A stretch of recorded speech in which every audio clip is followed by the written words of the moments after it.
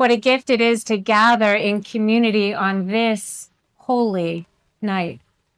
I am thankful that so many of you have chosen to set aside the time to remember and celebrate a story that we name sacred, a story that invites us to hold fast to the hope that God is not done yet, that our worn and weary world is being made new.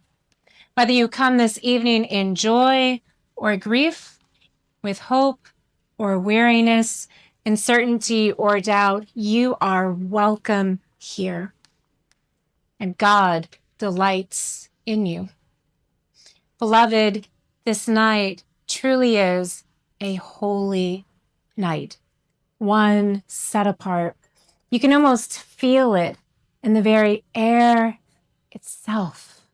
Christmas Eve is one of those occasions, those liminal moments where it feels to me as though time itself pauses in silent reverence for the past, the present, and even the future converge in one sacred movement. There is something unique about this night. It truly is holy.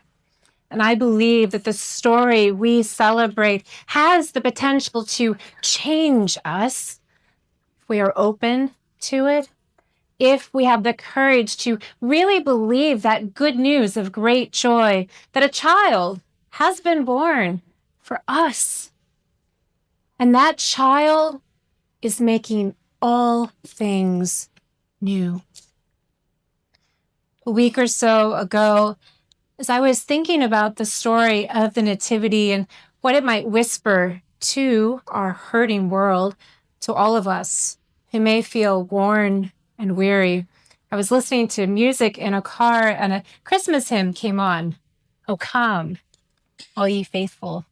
It's one of those songs that makes Christmas Christmas for me.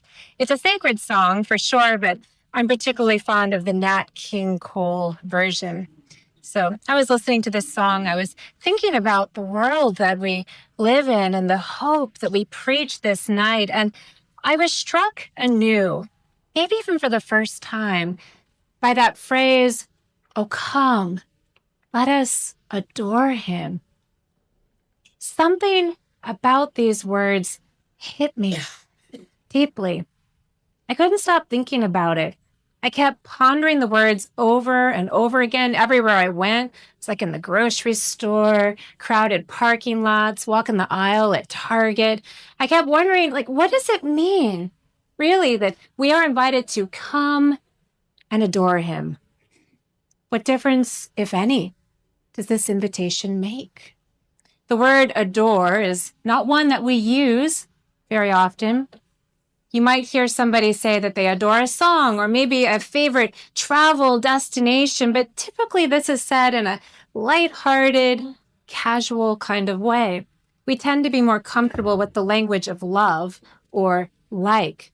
If my husband were to say to me, "Jen, I adore you," I'd probably wonder, what's going on? We're not newlyweds anymore. Adoration is something different than love, and rightly so.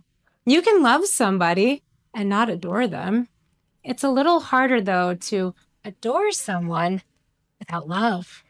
In a religious sense, adoration is reverent. It invites wonder and awe. And perhaps most importantly, it shapes not just our focus, but our hearts, our souls, our minds. Adoration shapes who and what we are. Because who and what we pay attention to, it really matters. Who and what we adore, it matters to who and what we are. So as I was pondering this in my heart and my mind, I started to wonder, who do I adore? What do I adore? What do I treat with reverence and singular attention? The answer that kept coming back to me was not about my prayer life or my devotion as a mother or a wife. Friends, it was something much more basic and more honest. I thought about my dogs. Hang in there with me. So we have 2 dogs in our family, and I love my dogs. I care for them deeply, but I would not say that I adore them, especially when they do dog stuff like bark at the visitors who come to the door, chewing the books that I love, that kind of stuff. I love my dogs, but I do not adore them. But what I would say, without any hesitation, is that our dogs adore us. And this is especially true for our dog, Daisy. Daisy is overcome with joy every single time I walk through the door. Doesn't matter if I've been gone for a day, for an hour. It could even be a few minutes, to be honest. When I walk through that door, her entire body is overcome with joy, with simple and uncomplicated adoration. Her tail wags, she jumps up and down, she rubs her body against mine, demanding that she be loved and noticed in return. It never once occurs to my dog Daisy to worry about how I might receive her adoration. She does not seek to protect herself from the possibility of disappointment. She simply greets me with complete, total trust, delighting in my presence. Her joy is unguarded, and it's the same way every single time. And it made me wonder, when is the last time I greeted God in this way? When was the last time that I let my guard down so completely that I approached God with expectant joy and wonder, with the uncomplicated and simple trust that I would be loved unconditionally in return? Beloved, if God were to appear to us in this moment, in all of God's majesty, I suspect we would collectively fall to our knees in fear and in awe. However, if God appeared to us as a child, as a baby, I think that might change how we would feel, how we would respond. And maybe that's the point. What if God doesn't want our fear and our awe? What if God really wants our adoration? Simple, unconflicted, unafraid. What might change within us and therefore in our world if we said yes? Yes, we will come and adore you. But we are provided with the beginning of an answer, or at least a path to follow, in the story of the Nativity itself, and those who, like us, were everyday people presented with that very same invitation to come and adore him, to believe that God is making all things new. We can see in this story how our lives might change if we really took this invitation to heart, if we allowed ourselves to be transformed by it. Luke's story begins with the stuff of real life. He names the political powers of his time, Augustus, Quirinius, reminding us of the kind of world that Jesus was born into, a world that was a lot like our own, one organized around power, control, financial gain. The story of the Nativity happens in the context of real people, and yes, real political powers. Luke wants us to understand that the birth of Jesus does not happen outside of the world as we know it. It happens in the middle, in the center. And these details matter because the one who is born for us does not come for the purpose of offering comfort to weary hearts alone, although he does. This child, Jesus, is the embodiment of God remaking the world, of all things being made new. Yes, for ourselves, but for everyone else too. The birth of Jesus signals the start of a new beginning. Let's be honest. There are days when this can feel hard to believe. We know the world we live in. We know that progress can be made and unmade. We know that the powerful are often cruel, and that what was true in the time of Jesus is still true today, that the poor and the marginalized among us suffer.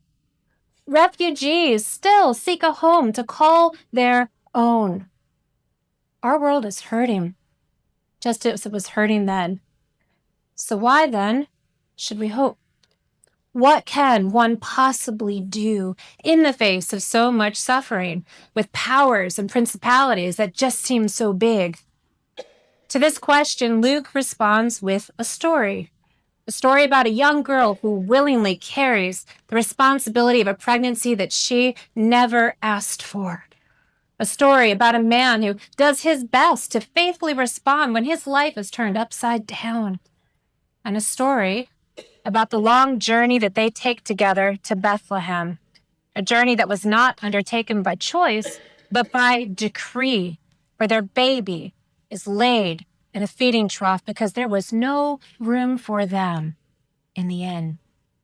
In comparison to the rulers that Luke names, Mary and Joseph, they seem impossibly small, almost as small as that baby sleeping in the manger. And yet,